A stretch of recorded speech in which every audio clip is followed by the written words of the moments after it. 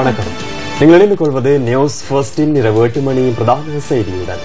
உங்களுடன் இணைந்து கொள்ளும் நான் சிசிரகுமார் கிருஷாந்த் ராஜ். வணக்கம் சுகந்தா. வணக்கம் கிருஷாந்த் ராஜ். உங்களுடன் இணைந்து கொள்ளும் நான் சுகந்தா துசிதர். முதலில் தலைப்புச் செய்திகள். ஜனாதிபதி மற்றும் மலேசிய பிரதமருக்கிடையில் சந்திப்பு. 5 இருதரப்பு உடன்படிக்கைகள் கைச்சாத்து. நிதிக்குற்ற விசாரணை பிரிவினால் நாமல் ராஜபக்ச மீண்டும் விசாரணைக்குட்படுத்தப்பட்டார்.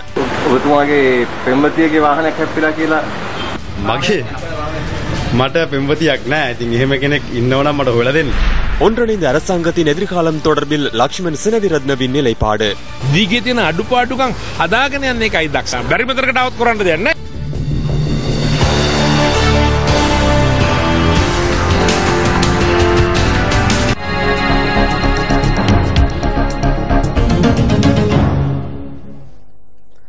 ஜனாதிபதி மைத்ரிபால சிறிசேனவின் மலேசிய விஜயத்தின் 2வது நாள் என்றாகும்.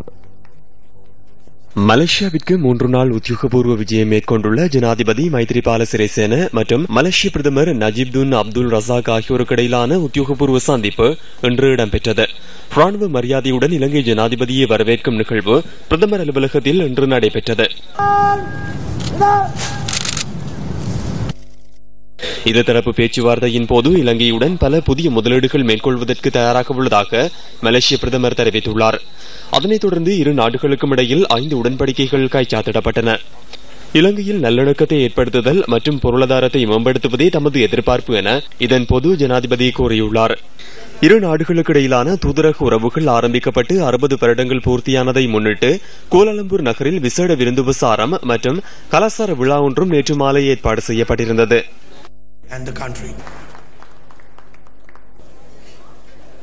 கடந்த 1 மாத காலமாக பாராளுமன்றத்தில் நடைபெற்ற வரவு செலவு திட்ட விவாதத்தின் போது சிறப்பு அமைச்சு தொடர்பில் தெரிவிக்கப்பட்ட கருத்துக்கள் சில அடுத்து.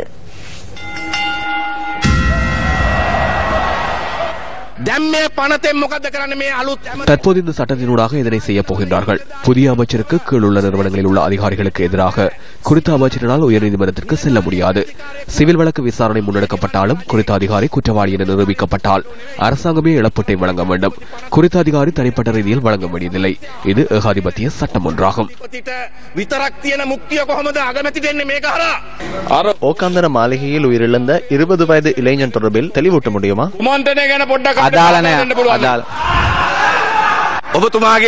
ඔබතුමාගේ සතුට පිණිස ඒ ප්‍රශ්නය ඉවහල් වේවා කියලා ආරංචි වෙනවා. ඒ පරීක්ෂණ කරපු அந்த விசாரணைகளை முன்னெடுத்த தலங்கம போலீஸ் நிலையத்தின் பொறுப்பதிகாரி, குற்றப்புலனாய்வு பிரிவின் பிரதானி மற்றும் ஒரு அதிகாரியையும் இடமாற்றம் செய்துள்ளனர். சுஜீவாவின் உதவியாளர் ஒருவரை அந்த போலீஸ் நிலையத்திற்கு அழைத்து வந்துள்ளனர். அந்த விசாரணைகளை தமக்கு சாதகமாக முன்னெடுப்பதற்காகவே இவ்வாறு செயற்பட்டுள்ளனர். நான் இவரை போன்று போலீஸ் இடமாற்றங்களை வழங்குவதில்லை. இவர் எனது பெயரை குறிப்பிட்டமையினால் குறித்த 24 வயது இளைஞரை கொலை செய்தார்களா என்ற கேள்விக்கு நமக்கு பதில் வழங்குங்கள்.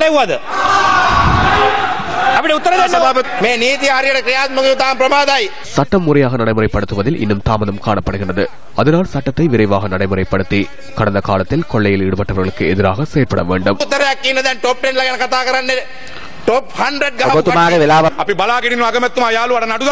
பிரதமரின் நண்பர் மீது வழக்கு தாக்கல் செய்யும் வரை நாம் பார்த்துக் கொண்டிருக்கின்றோம். தற்போது அந்த பணத்தின் மூலம் தொலைக்காட்சி அலைவரிசை ஒன்று ஆரம்பித்துள்ளனர். பத்திரிகை ஒன்றை ஆரம்பிக்க ஆயத்தமாகியுள்ளனர். இந்த நாட்டின் ஊடகவியலாளர்கள் ஆடை அணிந்த இந்த பத்திரிகையில் சேவையாற்றப் போகின்றீர்கள் என நாம் கேட்கின்றோம்.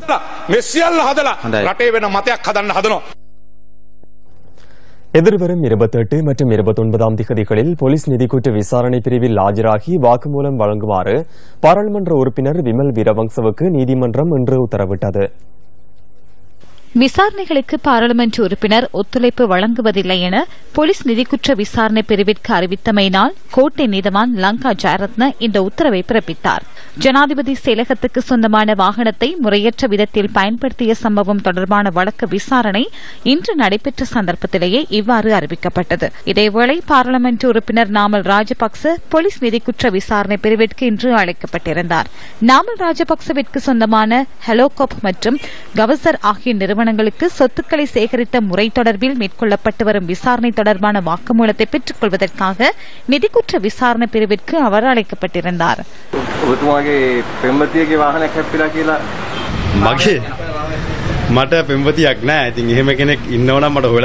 எனக்கு காதலி இல்லை, அவ்வாறு ஒருவர் உள்ளார் என்றால் தேடி தாருங்கள்.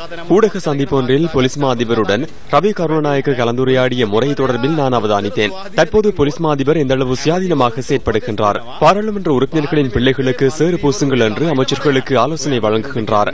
வீதியில் உள்ள வெள்ளை கோட்டை மீறிய பிள்ளைகளை ஆராய்கின்றீர்கள். ஆனால் அரசாங்கத்துக்கு 145 பில்லியன் நட்டத்தை ஏற்படுத்திய மத்திய வங்கி ஆளுநரை தேடவில்லை. நவம்பர் மாதம் 37 கொலைகள் இடம்பெற்றுள்ளன. அது தொடர்பில் போலீஸ் மா அதிபர் ஆராய்வதில்லை. பாராளுமன்ற உறுப்பினர்களின் பிள்ளைகள் வீதியின் வெள்ளை கோட்டை மீறுவது தொடர்பில் போலீஸ் மா அதிபர் ஆராய்கின்றார்.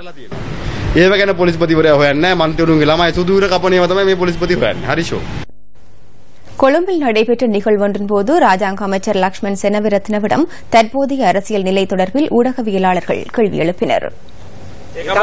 அரசாங்கத்தின் இறுதி மாதம் இதுவென ஒன்றிணைந்த எதிர்க்கட்சியினர் கூறுகின்றனரே,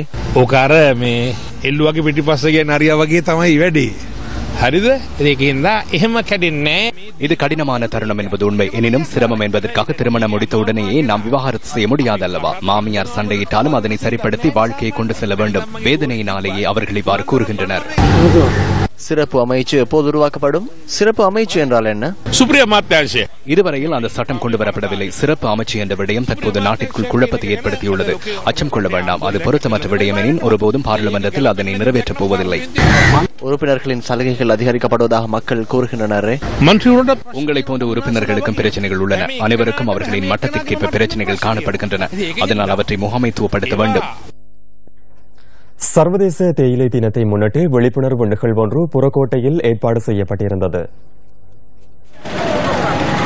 இன்று முற்பகல் புறக்கோட்டை 5 சந்தையில் இடம்பெற்ற இந்த விழிப்புணர்வு நிகழ்வை மலையக தொழிலாளர் வர்க்க தோழமை அமைப்பு ஏற்பாடு செய்திருந்தது.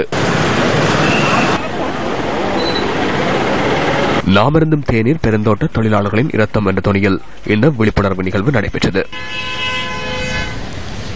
இன்று பல லட்சம் தொழிலாளர்கள் தேயிலை தோட்டங்களை வேலை செய்து கொண்டிருக்கின்றார்கள்.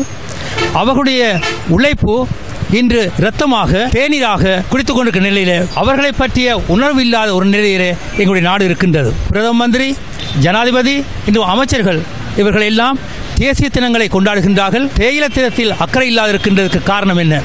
அவர்கள் தமிழர்கள் என்பதற்காகவா அல்லது ஒடுக்கப்பட்ட தொழிலாளர்கள் என்பதற்காகவா சம்பள ஒப்பந்தம் என்று கூறப்பட்டது? இப்போது அந்த ஒப்பந்தம் மீறப்பட்டிருக்கின்றது. தோட்ட தொழிலாளர் மக்கள் இந்த தினத்துக்காக வேதனங்கள் அதிகரிக்கிறது. இது சம்பந்தமாக பேசக்கூடிய ஒரு தினமாக இதை மாற்ற வேண்டும். மலையகத்தில் செயல்படுற மற்ற அரசியல் கட்சிகளோ தொழிற்சங்கங்களோ இது சம்பந்தமாக முக்கியத்துவம் கொடுக்காத ஒரு பெரிய பிரச்சனை.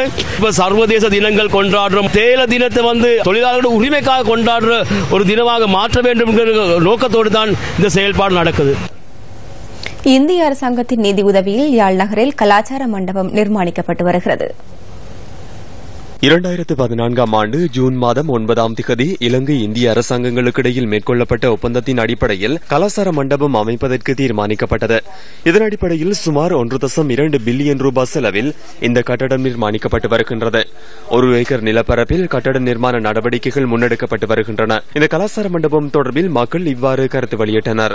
இந்த துணை நடவடிக்கைகள் எமது மக்களின் நோக்கங்கள் சிந்தனைகளை சிதைக்கும் முகமாக சில நடவடிக்கைகளை செய்து கொண்டு வருகிறோம். டவுன் மத்தியில் கலாச்சார மண்டபம் என்ற இதில் கட்டி கொண்டு வருகிறோம். இவ்வாறான செயற்பாடுகள் ஏதோ ஒரு உள்நோக்கம் கருதி நடைபெற்று கொண்டு வருகின்றது. நமது பிரதேசங்களில் நிறைய கலாச்சார மண்டபங்கள் இடங்கள் காணப்படுகின்றது. இந்தியாவின் ஆதிக்கத்தை எமது யாழ்ப்பாண மக்கள் மீது திணிக்கிற முகமாக தான் அவர்கள் செயற்பட்டு கொண்டு வருவதாக நாங்கள் கருதுகிறோம். பிரச்சனையை தீர்ப்பார்கள் என்று நம்பி இருந்து கொண்டிருக்கின்ற வேளையில் எமது பிரச்சனைகளை தீர்க்க வேண்டும் வந்தவர்கள் இங்கு தங்களுடைய வளமையான வேலைகளை செய்து கொண்டிருப்பதாக அறிய கிடக்கின்றது. மாவீரர் தினத்தை மழுப்புவதற்காகவும் இந்த தினத்திலே அந்த கோழி பண்டிகையை கொண்டாடி இருக்கின்றார்கள். இவைகளை பார்க்கும்போது பின்புலத்திலே எங்களுக்கு தெரியாமல் ஒரு சக்தி ஒன்று மறைமுகமாக எம்மையெல்லாம் ஏற்கனவே மலங்கடித்தது போல் மேலும் மலங்கடித்து எமது உரிமைகளை ஒன்றெடுக்க முடியாத ஒரு இக்கட்டான சூழ்நிலைக்கு நம்மை தள்ளுகின்றார் போல் இருக்கிறது. விடிய வெள்ளம் வடை கொடுக்க போகிறோம். நாங்கள் அது சுற்றி தான் போக வேண்டியிருக்கு.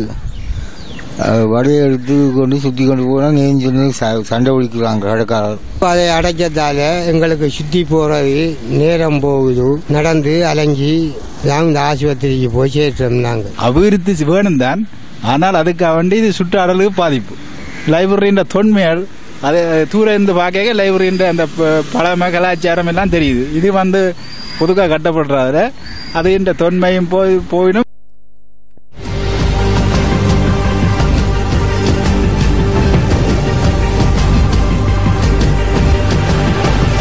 பெரும்போக நெற்றிகைக்கு தேவையான மழை வீழ்ச்சி கிடைக்காமையினால் தாம் பாதிக்கப்பட்டுள்ளதாக வடமாகாணத்தின் சில பகுதிகளைச் சேர்ந்த விவசாயிகள் தெரிவிக்கின்றனர்.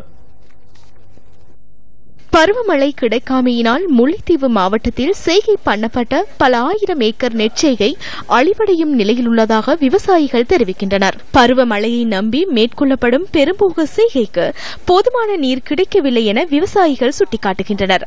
அத்துடன் விவசாய குளங்களிலும் நீர் இன்மையினால் பெரும் அசௌகரியங்களை எதிர்நோக்கியுள்ளதாக இவர்கள் குறிப்பிடுகின்றனர். காலபோகத்தில் எதுவிதமான பயிர்களுமே எடுக்கக்கூடிய மழை நவம்பர் மாதங்களில் பெய்யக்கூடிய மழை முற்றாக பெய்யாவிட்டார். வறட்சி என்றா சொல்லி இன்னும் 1 மாதம் 2 மாதத்துல உள்ள கிணறுகள் ஊரையில் உள்ள தண்ணிகளும் இன்னும் ஒரு மாதத்துக்குள்ள வற்றி போயிடும். எங்களோட வாழ்வாதாரம் இந்த முறையை பொறுத்தவரை மிகவும் கஷ்டமான நிலையிலான் இருக்கு. கடனைப்பட்டு நாங்க இப்ப பசலை காசும் கிடைக்கல, கடனைப்பட்டு பசலை போட்டும் மருந்து அடிக்கும். இப்ப 2 மாத பயிர்ல முற்றாக எல்லாம் அழிவடைஞ்சிருக்கு. தற்போது பார்க்க போய்க்க குளங்கள்லயோ எல்லா விட்டா கால்நடைகளாலேயோ வரும் வருமானங்களும் இந்த வறட்சியின் காரணத்தால இல்லை. மேட்டுக்காணிகளின் பயிர் செய்க முற்று முழுதாக அழிவடைந்த கொண்டு வர நிலைமையில இருக்கின்றது, அழிவடைந்தும் இருக்கின்றது. சில காணிகள் கைவிட்ட நிலையில் இருக்கின்றது. இதேவேளை பெரும்போக நெச்செய்கைக்கு தேவையான மழை வீழ்ச்சி கிடைக்காமையால் வவுனியா விவசாயிகளும் பாதிக்கப்பட்டுள்ளனர். வானத்தை பார்த்தா சூரியன் இந்த பக்கம் கண்ணத்தை புழக்கு அப்படி இருக்கு. நெல்லு விளைய குளங்களில் நீர் வற்றியுள்ளமையால் வயல் நிலங்களுக்கு நீரின்றி பயிர்கள் அழியும் நிலை ஏற்பட்டுள்ளதாக விவசாயிகள் தெரிவிக்கின்றனர். விதைச்சாச்சு, பயிராயிட்டுது, மழை இல்ல. 1 மாசம் இப்ப 45-50 நாள் ஆகுது. மழை இல்லாதால பயிர் 1 இஞ்சி 1.5 இஞ்சிக்கு மேல வளருதும் இல்ல. மானியம் உறவகை இதுவரைக்கும் 15 எல்லாம் கொடுத்தாச்சு. இதுவரைக்கும் தார நோக்கமும் இல்ல, அந்த சிந்தனையும் இல்ல. சாப்பாட்டுக்காக வைத்திருந்த நெல்களை இந்த வயலிலே விதைத்திருக்கின்றேன். இப்பொழுது அரசாங்கத்தால் கூறப்பட்டது என்னவென்றால் மானியம் உரம் 15ஆம் தேதிக்கு முன்பு தருவதாக கூறியிருந்தார்கள். இன்னும் அதை பற்றி ஒரு முடிவும் எடுக்கப்படவில்லை. மழையும் இல்லாத காரணத்தினால் நெல்லுகள் அழிவடைந்த நிலையில் இருக்கின்றது. இது தொடர்பில் வவுனியா மாவட்ட கமநல அபிவிருத்தி திணைக்களத்தின் உதவி ஆணையாளர் ஆர் விஜயகுமாரிடம் நாம் வினவினோம். தற்பொழுது நாங்கள் விவசாயிகளிடமிருந்து பயிர் சேதங்களுடைய தகவல்களை திரட்ட ஆரம்பித்திருக்கின்றோம். சகல சமக்கார அமைப்புகளும் தங்களுடைய பரப்புகளே இருக்கின்ற விவசாயிகளது பயிர்கள் தொடர்பான விவரங்களை உடனடியாக சரியான தகவல்களை கமாண்டர் நிலையத்தில் உடனடியாக கையளிக்குமாறு கேட்டுக்கொள்கிறோம். அந்த தகவல்களை நாங்கள் மத்திய அமைச்சிற்கும் அதேபோன்று ஏனைய திணைக்களங்களுக்கும் கையளிக்க தேவையாக இருக்கின்றது. தமிழகத்தின் முன்னாள் முதல்வர் ஜெயலலிதா ஜெயராமின் மறைவின் பின்னர் அரசியல் ரீதியில் பல்வேறு விமர்சனங்கள் முன்வைக்கப்பட்டு வருகின்றன. தமிழக முதல்வராக ஓ பன்னீர்செல்வம் செயற்பட்டு வருகின்ற போதிலும் அனைத்து இந்திய அண்ணா திராவிட முன்னேற்றக் கழகத்தின் அடுத்த பொதுச் செயலாளர் யார் என்பது அனைவர் மத்தியிலும் உள்ள கேள்வியாகும். ஜெயலலிதாவின் நெருங்கிய தோழியான சசிகலா அந்த பதவிக்கு நியமிக்கப்படவுள்ளார் என பல்வேறு கருத்துக்கள் முன்வைக்கப்படுகின்றன. இந்நிலையில் தமிழகத்தின் எதிர்கால அரசியல் செயற்பாடுகள் எவ்வாறு அமையும் என த ஹிந்து பத்திரிகையின் முன்னாள் இலங்கை செய்தியாளரும் மூத்த ஊடகவியலாளருமான ஆர் கே ராதாகிருஷ்ணனிடம் நியூஸ் ஃபர்ஸ்ட் வினவியது. அதிமுகவின் பொதுச் செயலாளராக சசிகலா நியமிக்கப்படுவாரா? சசிகலா நிச்சயமாக அதிமுகவின் பொதுச் செயலாளர் ஆக வேண்டும் என்றுதான் கட்சியில் உள்ள தலைவர்களும் அதே போல அத்துணை அதிமுகவினரும் விரும்புகின்றனர். ஆனால் கீழ்மட்டத்தில் இருக்கிற அதிமுகவினர்கள் தான் முன்னாள் முதல்வர் ஜெயலலிதாவுடைய ஒரு தோழி மாத்திரமான சசிகலா எப்படி கட்சி பொறுப்பை ஏற்க முடியும் என்ற ஒரு குரலை எழுப்பியுள்ளார்கள். அதிலும் குறிப்பாக புதுச்சேரி மாநிலத்திலிருந்து வரக்கூடிய சிலர் அதே போல சென்னையில் இருக்கக்கூடிய சிலர் இந்த கேள்வி எழுப்பியிருக்கிறார்கள். ஆனால் இவர்களுக்கு ஒன்றும் தெரியாததில்லை. சசிகலா தான் சென்ற ஒரு வருடமாக கட்சியை இயக்கி கொண்டிருக்கிறார். ஜெயலலிதாவின் உடல்நிலை பற்றிய காரணமாக பல முடிவுகளும் சசிகலா தான் எடுத்துள்ளார் கட்சியில் என்பது கட்சியினருக்கும் தெரியும், வெளியே பலருக்கும் தெரியும், தமிழகத்தில் உள்ள அத்தனை அரசியல் தலைவர்களுக்கும் தெரியும். முன்னாள் தமிழக முதல்வர் ஜெயலலிதாவின் தொகுதிக்கான வெற்றிடம் எவ்வாறு நிரப்பப்படும்? ஒரு தொகுதியில் இருந்து ஒரு எம்எல்ஏனுடைய ஏதாவது பிரச்சனை அவர்கள் பதவி விலக நேரிட்டால் இல்லைனால் அவருடைய மரணத்துக்கு பிறகு ஒரு 6 மாத காலம் இடைவெளி இருக்கிறது. தேர்தல் ஆணையம் இந்த 6 மாதத்துக்குள்ளால் இந்த தேர்தல் நடத்தினால் இருந்தால் போதும். அதனால நோட்டிபிகேஷன் இன்னமும் ஆர்கே நகரை பற்றி தேர்தல் ஆணையம் இன்னமும் அளிக்காததுனால இன்னமும் சமயம் இருக்கிறது, அவகாசம் இருக்கிறது. அதிமுகவுக்குள்ளேயே அவர்கள் அதை ஒரு தீர்மானம் பண்ண. இப்போ ஆர்கே நகரில் யார் வேட்பாளர் என்று அந்த பிரச்சனை எழும்போது ஆர்கே நகரில் யார் இருந்தால் சால சிறந்தவர்கள் இருக்கும் என்று மந்திரிகளும் பாக்கி இருக்கிறவர்களும் நம்புகிறார்கள் என்றால் நிச்சயமாக சசிகலாவால்தான் இருக்க வேண்டும் என்று நம்புகிறார்கள். வேறொன்றும் கிடையாது. ஆர்கே நகர் ஜெயித்து வந்துவிட்டால் நிச்சயமாக அவர்கள் முதல்வர் நாற்காலியில் உட்காருவார்கள் என்ற நம்பிக்கையும் இருக்குது. ஆனால் இப்ப இருக்கும் சூழ்நிலையில் உச்சநீதிமன்றத்தில் இருக்கும் வழக்குக்கு பிறகுதான் ஏதாச்சும் ஒரு நடவடிக்கை எடுப்பதாக சசிகலா வட்டாரங்கள் தெரிவிக்கின்றன. இந்த ஒரு சூழ்நிலையில் ஆர்கே நகரில் நிச்சயமாக அதிமுகவில் ஒரு பிரபுகர் போட்டியிடுவார் என்றது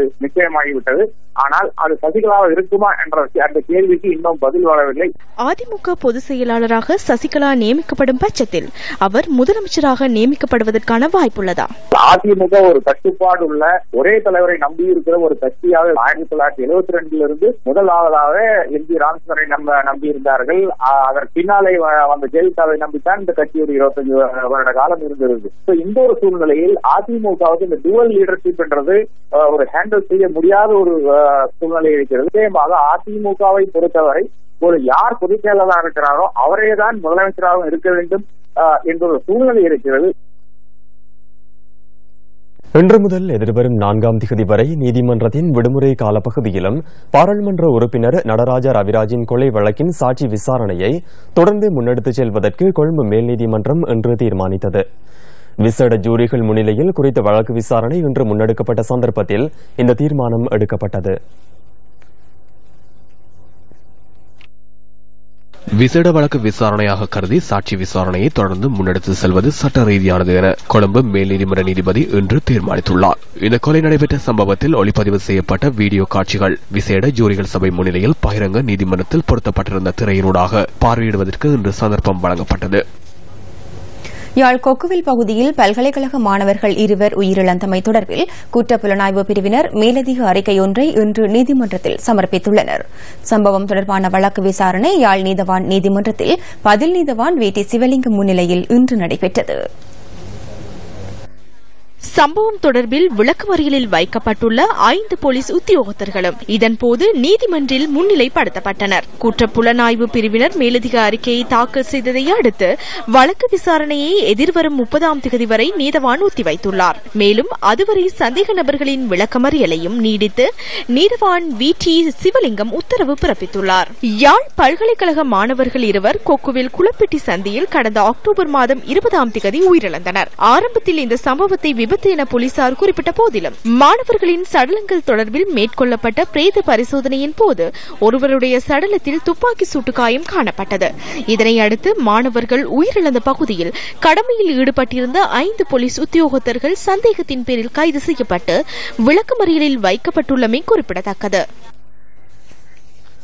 மட்டக்களப்பு ஆரையம்பதி பிரதேச ஒருங்கிணைப்பு குழு கூட்டம் இன்று நடைபெற்றது.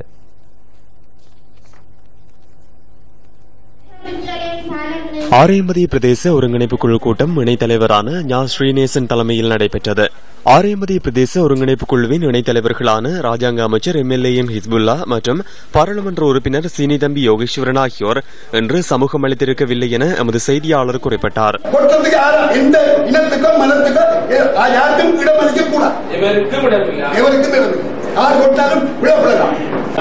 சட்டத்தை மதிக்காம நீதிமன்றத்தை மதிக்காம செயல்பட்ட அதிகாரிகள் அரசியல்வாதிகள் இருக்கலாம்.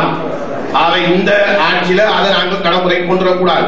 நீதிமன்ற தீர்ப்பிலிருந்து நீதிமன்றம் அது சரியா சொல்லிடு. அதே நேரம் அதை நாங்கள் மதிக்கணும், அதுக்கு கட்டுப்படணும். அதுக்கு முந்தி செயற்பாடுகளுக்கு போலீஸ் சட்டம் உரிய நடவடிக்கை எடுக்கணும். இந்த குப்பை ஒட்டுதான் உங்களுக்கு இடம் இல்லைன்ற ஒரு பிரச்சனை. அதனாலதான் வேகமா இப்ப இந்த கொடுவாவோட திருப்பங்கலி வேலை நடந்துச்சு. அதே இன்னும் ஒரு 10-15 நாள்ல சொன்னீங்க கைதி தீர்வு இல்லைன்னு சொல்லி கைதி தான் தீர்வு எட்டப்பட்டது. ஆசிரியர்களும் ஆற்றில் விடுறதுக்குள்ள இதான் நம்ம பொதுவான முடிவு. இதை நாங்கள் கட்டாயமாக பாராளுமன்றத்தையும் கொண்டு போவோம், அமைச்சர்களையும் கொண்டு போவோம், ஜனாதிபதியையும் கொண்டு போவோம். கேகாலை எட்டியாந்தோட்டை பீதாவ கிராம மக்கள் நீண்ட காலமாக எதிர்நோக்கிய பிரச்சினைக்கு இன்று தீர்வு வழங்கப்பட்டது.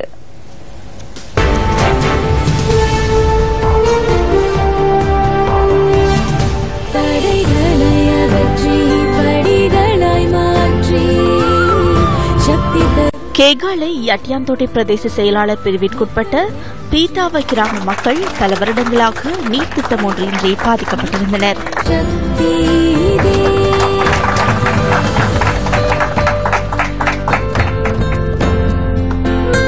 அடிப்படை வசதிகள் மற்றும் சுகாதார கட்டமைப்பு இன்மையாலும் இந்த கிராம மக்கள் அல்லல்படுகின்றனர்.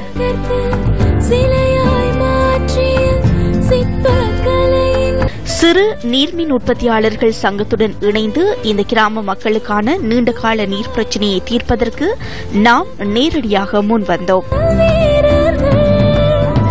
மக்கள் துயர் துடைக்கும் மனிதநேய பணி தொடர்ந்தும் முன்னெடுக்கப்படும்.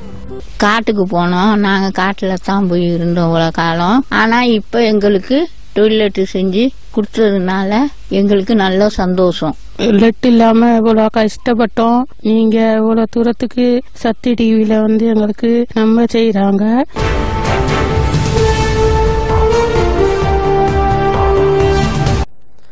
கடற்படையினரால் கைது செய்யப்பட்டுள்ள இந்திய மீனவர்களையும் கைப்பற்றப்பட்டுள்ள படகுகளையும் விடுவிக்குமாறு கோரி ராமேஸ்வரத்தில் இன்று ஆர்ப்பாட்டம் முன்னெடுக்கப்பட்டுள்ளது.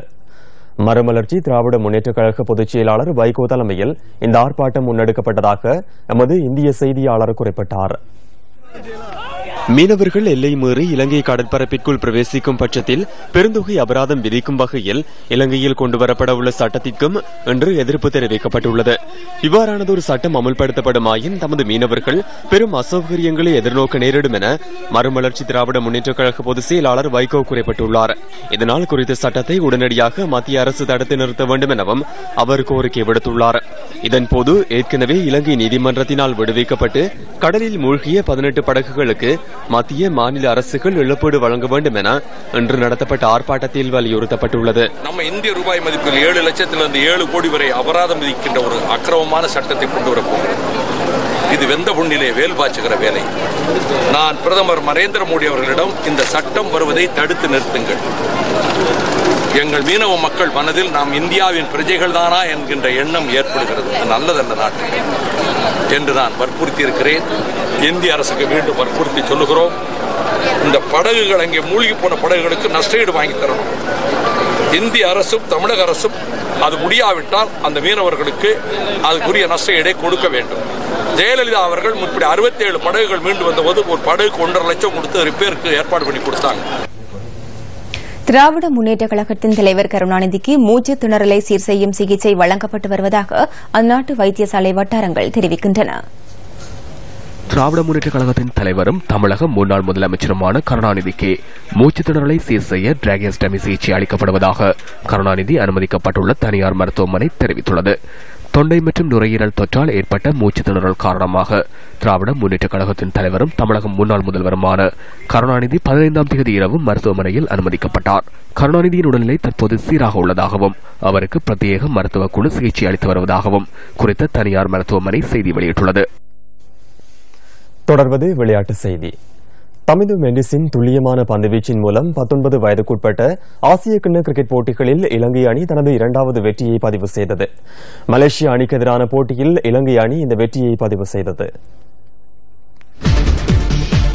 மொரட்டுவே டிரோன் மைதானத்தில் நடைபெற்ற இந்த போட்டியில் நாணய சுழற்சியில் வெற்றி பெற்ற இலங்கை அணி முதலில் களத்தடுப்பில் ஈடுபட தீர்மானித்தது. அதன்படி முதலில் துடுப்படுத்த ஆடிய மலேசிய அணியின் முதல் 5 விக்கெட்டுகளும் 78 ஓட்டங்களுக்கு வீழ்த்தப்பட்டன. அதிகபட்சமாக 500 ஹாக்கியும் 41 ஓட்டங்களை பெற்றார். பந்துவீச்சில் கமிந்து மெண்டிஸ் 10 ஓட்டங்களுக்கு 3 விக்கெட்டுகளை கைப்பற்ற மலேசிய அணியின் இன்னிங்ஸ் 104 ஓட்டங்களுக்கு முடிவுக்கு வந்தது. 105 ஓட்டங்களை இலக்காக கொண்டு பதிலுக்கு துடுப்படுத்த ஆடிய இலங்கை 19 வயதுக்குட்பட்ட அணி 180 ஓட்டங்களை பெற்று 8 விக்கெட்டுகளால் வெற்றி பெற்றது. இந்த வெற்றியின் மூலம் ஏ குழுவில் இலங்கை அணி 8 புள்ளிகளை பெற்றுள்ளது.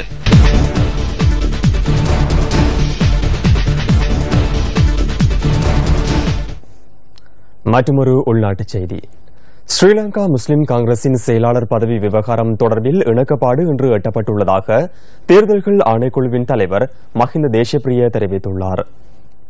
செயலாளர் விவகாரம் தொடர்பில் கலந்துரையாடுவதற்காக ஸ்ரீலங்கா முஸ்லிம் காங்கிரஸ் தலைவர் ரவுப் ஹக்கீம், செயலாளர் நாயகம் ஹசன் அலி, செயலாளர் முகமது மன்சூர் மற்றும் கல்முனை மாநகர சபை மேயர் நிசாம் காரியப்பர் ஆகியோர் இன்று தேர்தல்கள் செயலகத்துக்கு சென்றிருந்தனர்.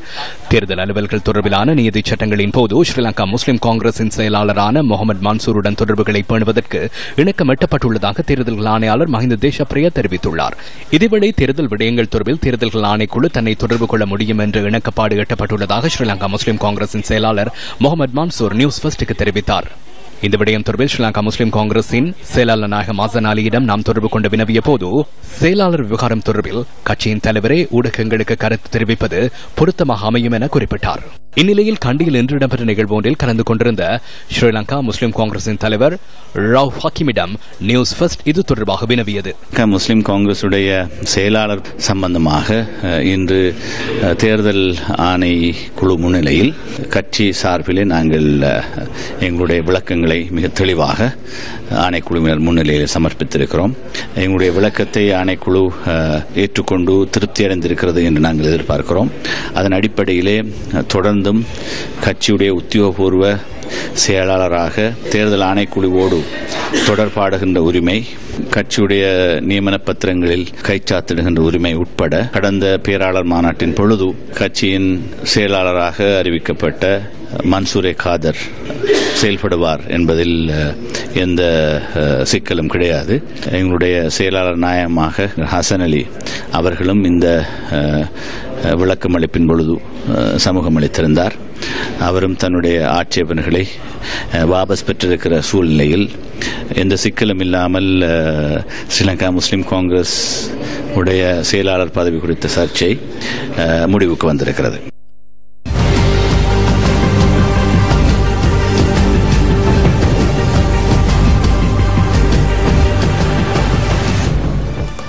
இத்துடன் நமது 8 மணி பிரதான செய்திகள் நிறைவடைகின்றன.